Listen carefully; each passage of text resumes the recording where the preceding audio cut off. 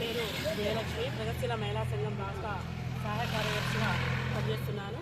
ఈసారి అంతర్జాతీయ మహిళా దినోత్సవం మా సంఘం ఇచ్చినటువంటి పిలుపు మహిళలపై జరుగుతున్నటువంటి దాడులకు వ్యతిరేకంగా, అదేవిధంగా ఈ మధ్యకాలంలో ఆడపిల్లలు కులాంతర వివాహాలు చేసుకుంటే ఆ పరువు హత్యలు వరుసగా జరుగుతున్నాయి. వాటిని వ్యతిరేకించి జరపాలని చెప్పి కూడా రాష్ట్ర వ్యాప్తంగా పిలుపునివ్వడం జరిగింది.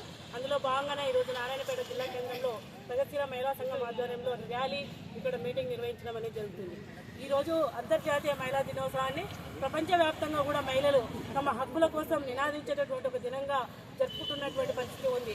దాదాపు 114 సంవత్సరాల కిందట అమెరికాలో పుట్టు మిషన్లో పనిచేస్తున్నటువంటి వేలాది మంది మహిళా కార్మికులు అక్కడ పని స్థలాల్లో మెరుగుపడేటటువంటి సమస్యల కోసం లేదా సమాన పనికి సమాన వేతనాల కోసం, పని స్థలాల్లో సరైనటువంటి వసతుల కోసం వాళ్ళంతా కూడా ఓటు హక్కు కోసం పెద్ద ఎత్తున వేలాది మంది రోడ్లపైకి వచ్చి నినాదించినటువంటి రోజు మార్చి 8 తారీఖు.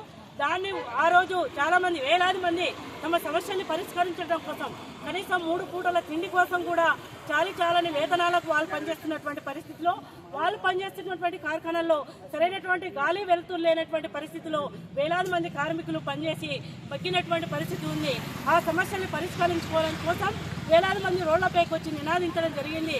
అదే టైంలో జర్మనీ కమ్యూనిస్టు పార్టీ నాయకురాలు క్లారా జెట్కిన్ ఆమె 2వ అంతర్జాతీయ సదస్సు జరిగితే దాంట్లో మార్చి 8ని అంతర్జాతీయ మహిళా దినోత్సవంగా జరుపుకోవాలి, మహిళల తమ హక్కు కోసం పోరాడే ఒక దినంగా జరుపుకోవాలని చెప్పి ప్రవేశపెడితే అక్కడ హాజరైనటువంటి వివిధ దేశాల మహిళలంతా కూడా ఆమోదించడం జరిగింది. అట్లా 114 సంవత్సరాల నుంచి ప్రపంచవ్యాప్తంగా అంతర్జాతీయ మహిళా దినోత్సవాన్ని జరుపుకోవడం అనేది జరుగుతుంది.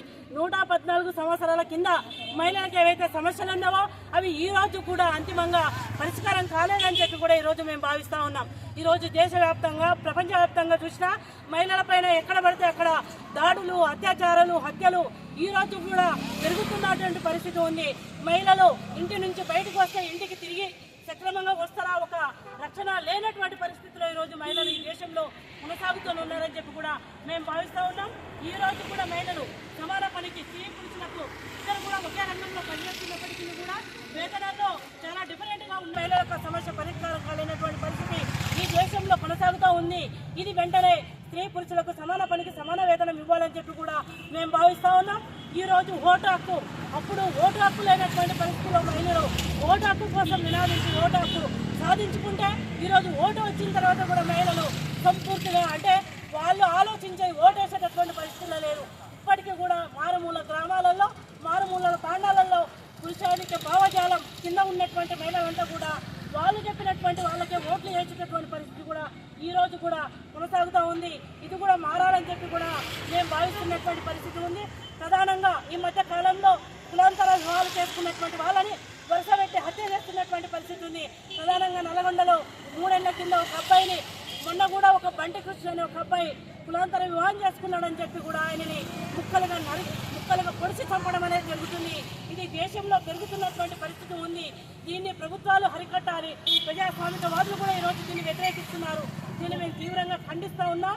ఇట్లాంటి సమస్యలు సాల్వ్ అయ్యేంత వరకు అంతర్జాతీయ మహిళా దినోత్సవం జరుపుకోవాల్సినటువంటి అవసరం ఈ దేశంలో, ఈ రాష్ట్రంలో ఉన్నటువంటి మహిళా సంఘాలకు ఎంతైనా ఉంది అని చెప్పి మహిళలు చివరిగా విముక్తి అయ్యేంత వరకు ఈ అంతర్జాతీయ మహిళా దినోత్సవం జరుపుకోవాల్సినటువంటి అవసరం ఉంది అని చెప్పి గుర్తు చేస్తూ ఇట్లాంటి పోరాటాలు వర్ధిల్లాలని, అందులో మా ప్రగతిశీల మహిళా సంఘం నిలవేళలా భాగస్వామ్యం అవుతుందని చెప్పి తెలియజేస్తూ నేను ముగిస్తా ఉన్నాను.